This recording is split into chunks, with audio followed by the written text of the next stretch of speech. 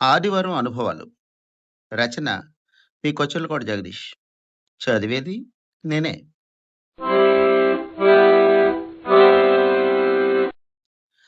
ఆదివారం కదండీ!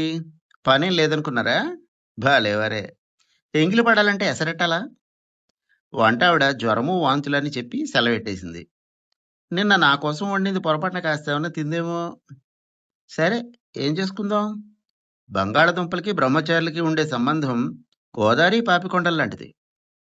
విడదీసేస్తే వివరము లేదు. ఒక్కడినేగా 3 చాలేమో. ఎలాగో ఉల్లిపాయ తగిలిస్తాంగా. వేగాక బానే అవుతుందేమోలే. థు! ఇంకా మొదలెట్టకుండానే ఇన్ని క్వెషన్ మార్కులేసుకుంటుంటే, నేను చేసిన వంటకి మార్కులెలా వస్తాయి?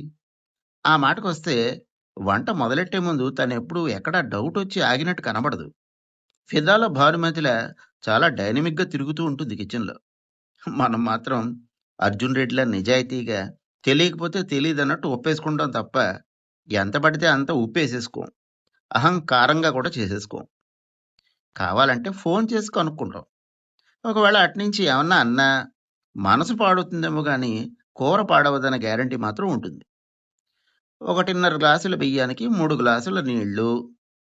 పెళ్ళైన కొత్తలో తను చెప్పిన ఈ మాట, శ్రీరాఘవం దశరథాత్మజం అప్రమేయం శ్లోకంలాగా అలా గుర్తుంచేసుకున్నాను. ఆ టైంలో గనక ఫోనొచ్చిందో, నీళ్లు 4 పోసేస్తాను, 2తోనే ఆపేస్తాను. అందుకే ముఖ్యమైన వాళ్ళందరికీ ముందే ఫోన్లు చేసేసి, కెలికేసి, ఇంకేంట్రా సంగతులు అంటూ ఇరిటేట్ అయ్యేదాకా మాటాడేసి, పెట్టేసిన తర్వాత ఇహ ఏ ఫోన్లు రావు అని రూఢీ చేసుకున్నాక, అప్పుడు వంట మొదలెడతాను. అన్ని జాగ్రత్తలు తీసుకున్నా ఆ మధ్య ఒకసారి 6 క్లాసులోనే విడిపోయిన ఫ్రెండ్ ఒకడు ఫోన్ చేసి, ఏరా ఫేస్‌బుక్‌లో నువ్వేదో పెద్ద తోపంట కదా! అంటూ మొదలెట్టాడు. ఓర్ని పెట్టరా ఫోను. ఆనక భోంచేశాక మాటాడుకుందాం అనలేకపోయాను. ఎంచేతంటే, వాడు మా క్లాస్‌లో ఉండే సరళ, విమల వాళ్ళ విషయాలు చెప్తున్నాడు మరి. దుంపని చాకుతో కట్ చేద్దామని తీశానో లేదో, ఆ కత్తి కొని తెచ్చిన రోజు తనన్న మాటలు గుర్తొచ్చాయి. "ఏంటండి ఈ కత్తి? పీకలు కోసే కత్తిలా ఉంది" అంది దాన్ని 360 డిగ్రీలు తిప్పుతూ. నాకు కోపం వచ్చిన మాట నిజమే గానీ, తన చేతిలో కత్తుండగా రిస్క్ ఎందుకని ఏదో హసికాను. కానీ అది నిజంగానే పెద్ద కత్తి. బోయపాటి సీన్ గనక చూస్తే, వాళ్ళ నెక్స్ట్ పిక్చర్‌లో హీరో చేతికి తగిలిస్తాడు దాన్ని. అయిందయింది. దుంపలన్నీ 4 ముక్కల కింద తరిగి, టిఫిన్ బాక్స్‌లో పడేసి, నీళ్లు పోసి, కుక్కర్‌లో అన్నం గిన్నె మీద పెట్టాను. కుక్కర్ స్టవ్‌కెత్తి, వెయిట్ పెట్టి అంటించానో లేదో, కాలింగ్ బెల్ ఖంగుమంది. 'మేరా జూతా హే జాపానీ' అంటూ. ఎన్నాళ్ళురా బాబు ఈ ట్యూను. 'రత్తాలు రత్తాలు', 'పక్కా లోకల్' ఇలాంటివి పెట్టొచ్చుగా కాలింగ్ బెల్లుల్లో. తలుపు తీస్తే వాచ్‌మెన్. వినాయక చందాల కోసం వచ్చే వాళ్ళని పై అంతస్తు దాకా రానివ్వచ్చా సార్ అని. బాగా పైదాకా రానిచ్చి, అక్కడి నుంచి తోసేయి అని చెప్దాం అనుకుని, నాకే మరీ వైలెంట్‌గా అనిపించి, పంపితే పంపు అంటూ ఈక్వివోకల్ సమాధానం ఒకటి చెప్పి పంపించేశాను. తీరా మళ్ళీ వంట దగ్గరకొచ్చాక అనుమానం వచ్చింది. కుక్కర్‌లో నీళ్లు పొయ్యలేదని. ఇంకా నయ్యం, కుక్కర్ మాడిందంటే ఎదురింటావిడ పసిగట్టేసి తనకి చెప్పేస్తుంది. ఏ వాసన రాకుండా గుట్టుగా సంసారం చేసుకోమని పూర్వం అందుకే అనేవారు. తీరా స్టవ్ ఆపి మూత తీసి చూస్తే నీళ్లు పోసే ఉన్నాయి.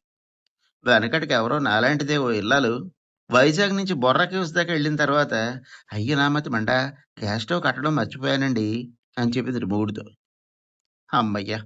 ఇక ఇది ఉడికి ఊడబెట్టేదాకా కాసేపు విశ్రాంతి. కిచెన్ గట్టెక్కి కూర్చుని ఫేస్‌బుక్ ఓపెన్ చేశానో లేదో 74 నోటిఫికేషన్‌లు. మసాలా దోస వేయడంలో మెళకువలు. బూర్లెక్కువ చీదుతాయా? బొబ్బట్లెక్కువ చీదుతాయా అనే చర్చ. ఒకవేళ ఆ టైంలో జలుబు చేస్తే మనం ముక్కు చేదడం వల్ల అవి ఇంకా ఎక్కువ చీదేసే అవకాశం ఉందా అనే పరిశోధనాత్మక విశ్లేషణ. ఇదంతా ఫ్యామిలీ టైప్ అనుకోండి. ఒరేయ్ పుండాకోర్, దమ్ముంటే రారా, గుడ్డలిప్పి మరీ కొడతా నీ అయ్యా, కవిత్వం రాస్తానని కామ్ అనుకున్నావేమో, కాల రుద్రుణ్ణిరా. ఇదంతా ఫ్యాక్షన్ టైపు. నా వైయక్తికం అభివేశన మధిరోహణం అనురోక్తిక అభిశంసనం మన టైప్ కాదు. తాప్సీని అటాప్సీ చేసిన 'జుమ్మందినాథం' సినిమాలో పాట షేర్ చేశాడు ఎవడో. ముసలోడు రాఘవేంద్రరావు మహాముదురు. అతగాడి రసికతతో పోలిస్తే మనం బ్రహ్మాండం ముందు పిపీలికం లాంటి వాళ్ళం. అందుకే ఆ పిల్లకి టైలర్ కొట్లో మిగిలిన పీలికలేసి డాన్స్ ఆడిస్తున్నాడు. విపరీతంగా ఆవిర్లొచ్చేస్తుంటే నా ఒంట్లోంచి అనుకున్నా. కాదు కుక్కర్‌లోంచి. ఎన్ని విజిల్స్ ఏసిందో ఏమిటో కర్మ. నేనైతే వినలేదు. ఎదురింటి అక్కయ్య గారిని అడిగేస్తే పోలా? ఆవిడ తప్పకుండా వినే ఉంటుంది. ధైర్యం చేసి స్టవ్ ఆపేశాను. ఓ మిగిల్లేదాకా వాట్సాప్ చూసుకుందాం. మా క్యాస్ట్ గ్రూప్‌లో ఈ పాప వాళ్ళ తల్లిదండ్రులని చేరేదాకా షేర్ చేయండి ఫ్రెండ్స్ అంటూ ఓ పిల్ల ఫోటో వచ్చింది. అరే! అది ఇంకా వాళ్ళ ఇంటికెళ్ళలేదా? అయ్యో పాపం! నేను షేర్ చేసిన మొట్టమొదటి పోస్ట్ అది. 7 ఏళ్లుగా ఏడుస్తూనే ఉంది. మీ పక్కింటమ్మాయి మీ వైపు చూడటం లేదా? ఇలా చేయండి అంటూ 10 చిట్కాలు పంపించాడెవడో. అందులో ఉన్న నా అపభ్రంశపు పనులు జన్మలో మనం ఎవరం చెయ్యం. వెయిట్ తీసి, దుంపలు బయటికి తీసి, ప్లేట్‌లో పెట్టి కూర్చున్నాను. ఒక్కొక్కడికి తోలు తీసే ఎళ్ళాలంట రాతలు రాసేవాడికి అనుకుంటూ బంగాళదుంపల తోలు ఒలుస్తున్నాను. సన్నసగ మీద కాస్తంత నూనెలో మూకుట్లో దుంప ముక్కలు పడేసి కన్నార్పకుండా వాటిని చూస్తూ నిలబడ్డాను. స్పీకర్‌లోంచి ఒక లాలన పాట వింటుంటే లాలనగా తను ఫోన్ చేసింది. "ఏం చేస్తున్నావు జగ్గు" అంటూ. ఇలాంటప్పుడు ఫోనొస్తే రెండిటిని ఎలా మేనేజ్ చేయాలో నా మోకాళ్ళకి తెలీదు. నేనేదో నాకు కావాల్సింది వేపుకు తింటుంటే అలా ఫోన్ చేసి వేపుకు తినొచ్చా? సరే సంయమనం పాటించి, సమాధానపరిచి, సానుకూలంగానే స్పందించాను. ఎలాగో తనే ఫోన్ చేసింది కదా అని కూరలో కలపడానికి ఉప్పు, కారం గురించి చిన్న ఉపకారం అడిగాను. 2 వేరే వేరే ఉంటాయా? కలిపుంటాయా? అని. చెప్పొద్దు. ఏ కళనుందో తను నవ్వేసింది. ఎన్ని సార్లు అడుగుతావు అదే ప్రశ్న? మనింట్లో ఆ 2 ఎప్పుడూ వేరే వేరే డబ్బాల్లో విడివిడిగానే ఉంటాయి అని విశదపరిచింది. ఆనక మనం ఏం వండుతున్నామో రుచి, అభిరుచి ప్రోగ్రామ్ టైప్‌లో వివరించి చెప్పేయడం. మధ్య మధ్యలో తను కొన్నిసార్లు అబ్బో! అని, చాలా సార్లు నీ మొహం అని అనేసిన తర్వాత ఫోన్ పెట్టేసింది. టీవీ చూస్తూ భోంచేయడం మా వంశంలోనే లేదు. కానీ ఒక్కడినే ఉన్న మీదట ఆ దురాలోచనొచ్చి టీవీ పెట్టి పడేశాను. గౌరి బిడ్డకు రాకేషే తండ్రని రాజేశ్వరీదేవికి తెలిసిపోయిందా?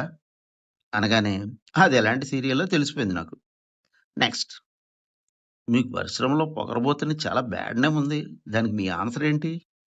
అలా మొహం మీద ముళ్ళ కత్తి పెట్టి రాసినటువంటి ప్రశ్నలు ఇంటర్వ్యూలో ఎలా అడుగుతారబ్బా?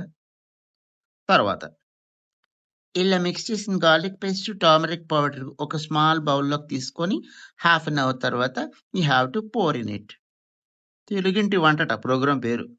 దిగే మూత కూడా దిగదు ఇవన్నీ చూస్తే. మనశ్శాంతి కోసం టీవీ, లుంగీ కట్టేసుకుని తీరిగ్గా తినడం మొదలెట్టాను. ఇవండి నా ఆదివారం అనుభవాలు. మీ కొచ్చెలకోట జగదీష్.